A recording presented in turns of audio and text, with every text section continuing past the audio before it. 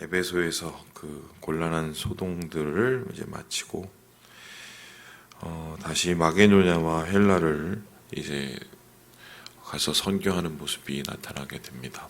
그런데 흥미로운 것은 바울조차도 자기의 선교 경로와 행로와 방향을 자기 마음대로 짤 수가 없었다는 것입니다.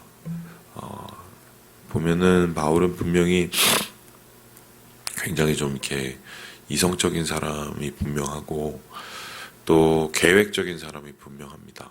그러니까 아시다시피 바나바하고 동행하는 데 있어서 마가 요한에 대한 일로 싸웠다는 것을 알 수가 있죠. 여행에 별로 도움이 되지 않기 때문에 요한을 데려갈 수 없었고 그것으로 인해서 이제 부딪히게 되었는데요.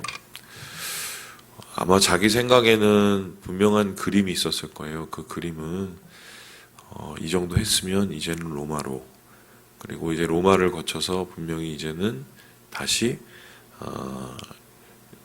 스페인 이 땅끝까지, 그러니까 예수님께서 말씀하신 그 선교의 행로를 따라서 내 인생을 투자하련다, 막 이런 분명한 계획이 있었을 텐데 그게 잘 안 돼요. 그게 잘 안 돼요. 왜 안 되냐?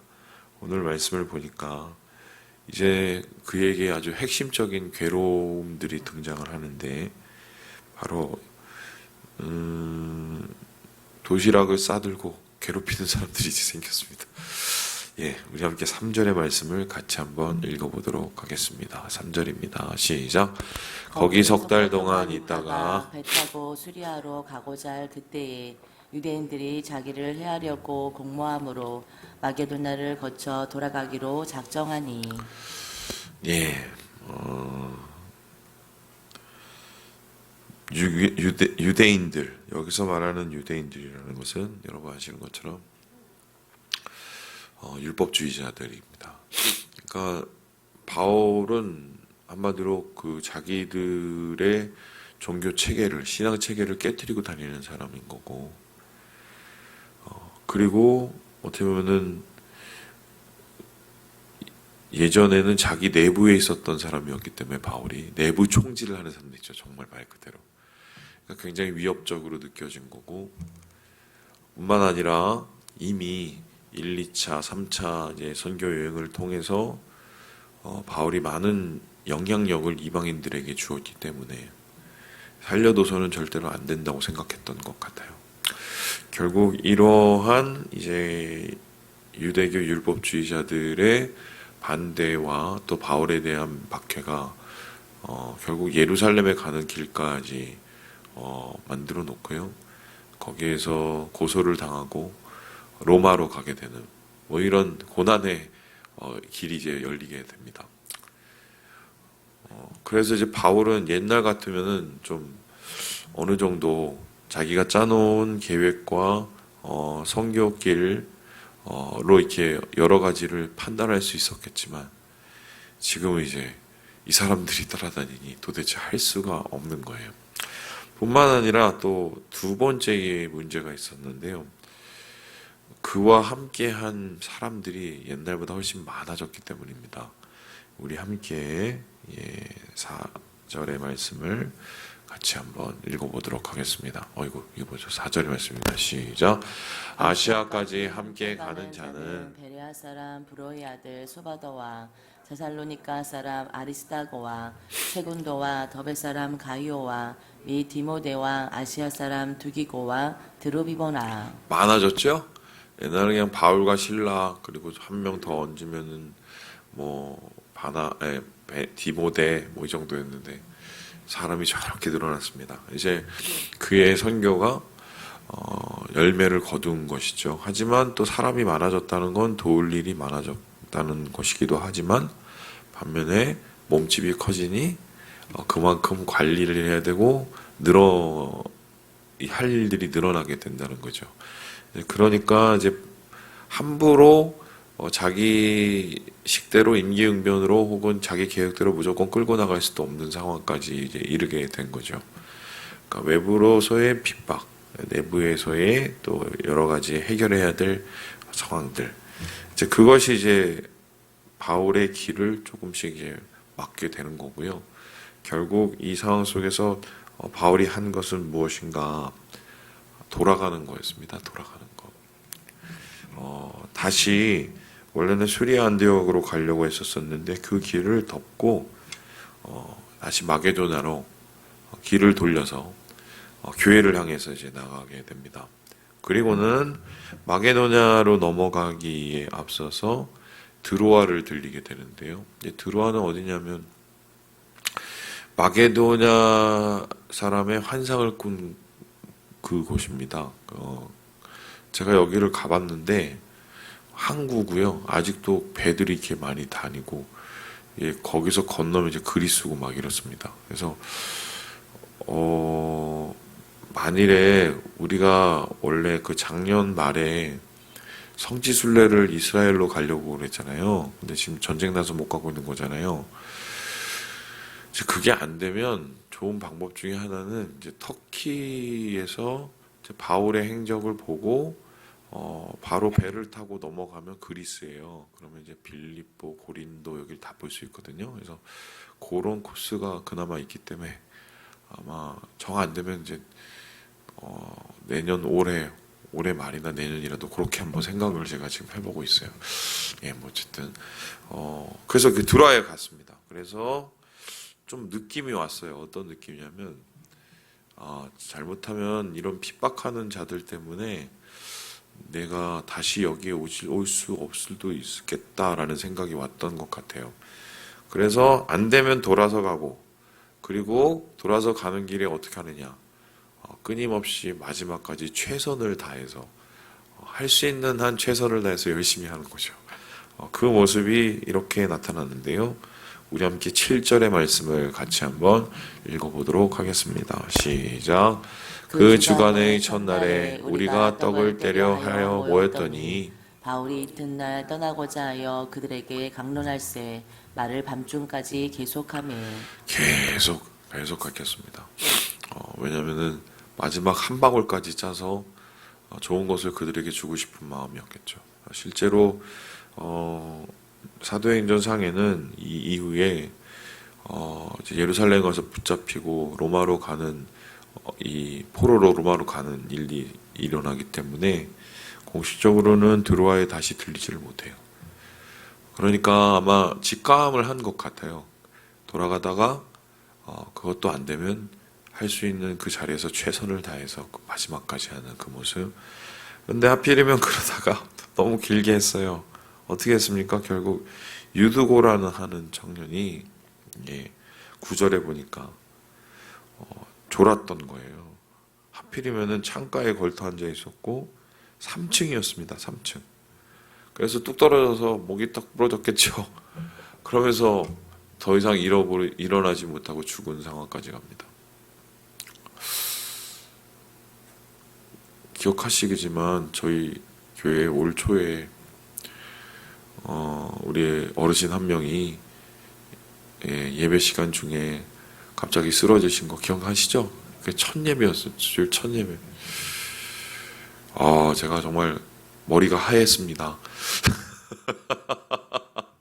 머리가 하얗고 그때 우리 청년이 가서 어쨌든 뭐 이렇게 가슴 주무리고 압박하고 이래서 겨우 이제 일어나셨는데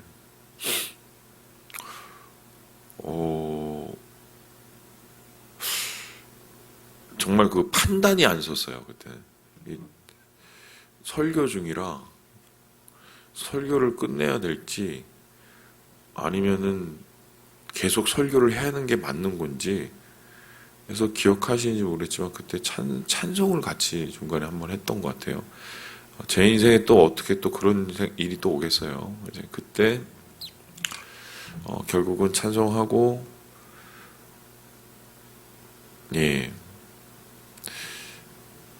그분을 이제 밖에 모시고 119가 왔고 기억하시죠? 그리고 저는 돌아와서 설교를 또 마무리를 하고 뭔 정신에 제가 그랬는지 기억이 정말 그냥 마음속에는 아유 빨리 저분이 괜찮아지셔야 되는데 라는 생각하고 예배가 그래도 너무 혼란스럽게 끝나지 않아야 되는데 요 두 생각밖에 없었습니다. 그리고 어쨌든 마쳤는데 지금 바울은 사람이 죽었어요. 너무 열심히 하다가 사람이 죽은 거죠. 여러분 어땠겠어요? 이 상황이면 정신이나 제대로 있었겠습니까? 상상도 못하죠. 그런데 흥미로운 건 10절에 보니까 그 위에 엎드려서 몸을 안고 말하다. 아마도 이제 온기를 본 것 같고 숨을 쉬는지 안 쉬는지를 이제 본 것 같아요. 기도를 했겠죠. 그리고 나서 그를 다시 살렸습니다. 그러니까 사람들이 일단은 굉장히 놀랐겠죠. 그리고 나서 더 대단한 게 뭐냐면 바로 이 부분인데요. 우리 함께 11절의 말씀을 같이 한번 읽어보겠습니다. 시작. 올라가 떡을 떼어 먹고 오랫동안 곧 날이 새기까지 이야기하고 떠나니라. 어떻게 했다고요? 날이 셀 때까지 계속 이랬어요. 이게 진짜 보통 사람이 아니에요. 진짜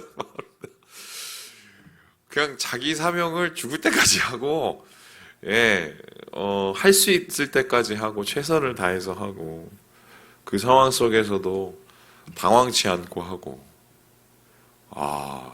정말 대단하신 분이죠.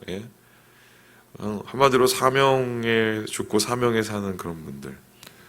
그랬더니 근데 어떻게 보면 다른 입장으로 바라보면 좀 이거 너무한 거 아니야? 이렇게까지 해야 돼? 뭐 이런 생각이 좀 들죠. 그런데 흥미로운 건 어떻게 끝이 나느냐. 12절에 보니까 사람들이 살아난 청년을 데리고 가서 적지 않게 위로를 받다 하더라. 해피엔딩으로 끝났어요. 그죠? 그렇다면은 질문을 한번 던져봅니다. 야, 이런 식의 정말 그 죽을 때까지 사명을 다해서 선교에 그냥 마지막 한 방울까지 다 짜내고 사람이 죽든 말든 나는 내 사역을 끝까지 해야 된다 하고 그를 살리고 다시 살린 그 상황에서 또 가르치고 여러분 이 행동이 이해가 되세요? 여러분들이라면 이렇게 하겠어요? 저 이거 보면서 아마 제가 한 40대 초반이면 이 행동을 당연하다고 생각했을 것 같아요. 그때는 제가 좀 강성이었어요. 굉장히 강성이라 어떻게든 밀고 나간다 뭐 이런 거였는데 지금 저는 이렇게는 안 할 것 같거든요. 근데 흥미로운 건 바울은 이렇게 했고 해피엔딩으로 끝난 거예요. 그러면 하나님께서 바울을 도와주신 거거든요. 그죠? 그럼 하나님이 보시기에는 이렇게 하는 게 맞다고 생각하셨다는 말인가요? 그럼 우리도 이렇게 해야 되나요? 여기에 대해서 제가 어제 고민을 해봤더니 그런 생각이 들었어요. 때로는 우리가 좀 실수를 하고 때로는 우리가 좀 과한 선택을 하고 때로는 우리가 완전치 않은 결정을 내릴지라도 하나님께서 우리의 손을 도우시고 우리의 길을 인도하시고 우리를 붙잡으실 때가 있습니다. 강력하게. 왜 그렇게 하시는가? 그 실수 우리가 하는 그런 좀 작은 잘못 그것보다도 하나님이 더 크게 보시는 게 있어서 그래요. 그게 뭐냐면 중심입니다. 우리의 중심.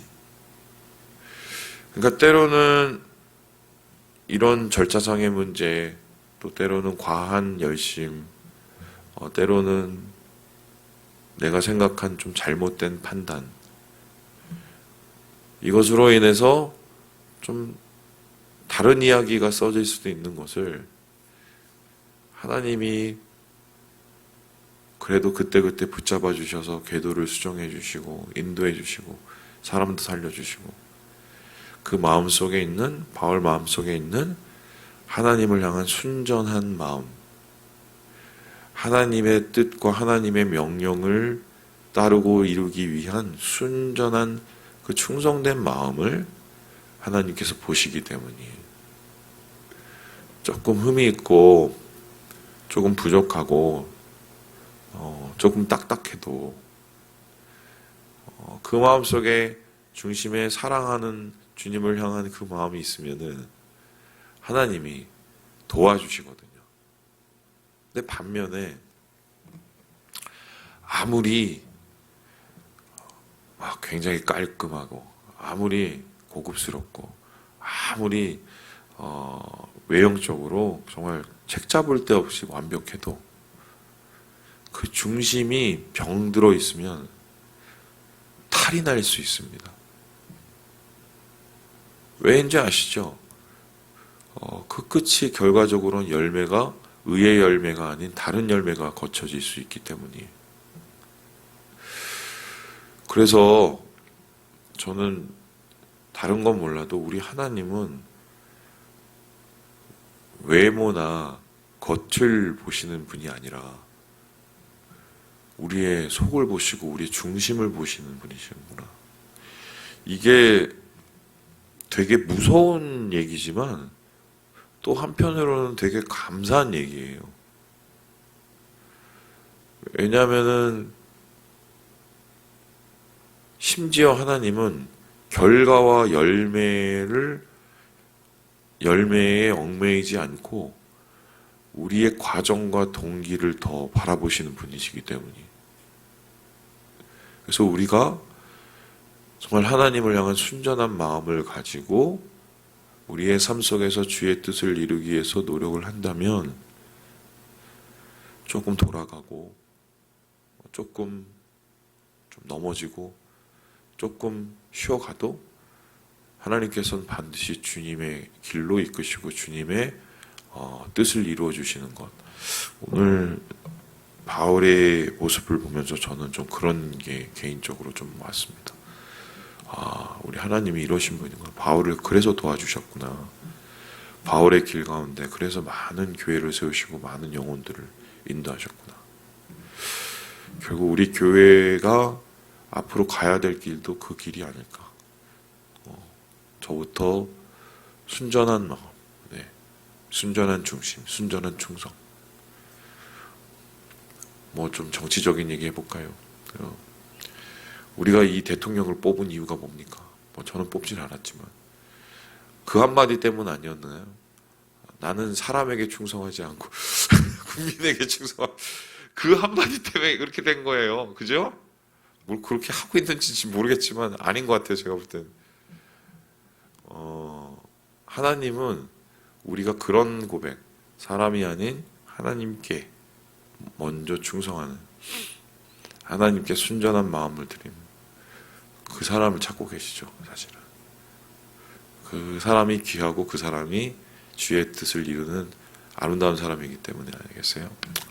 말씀을 마칩니다. 결국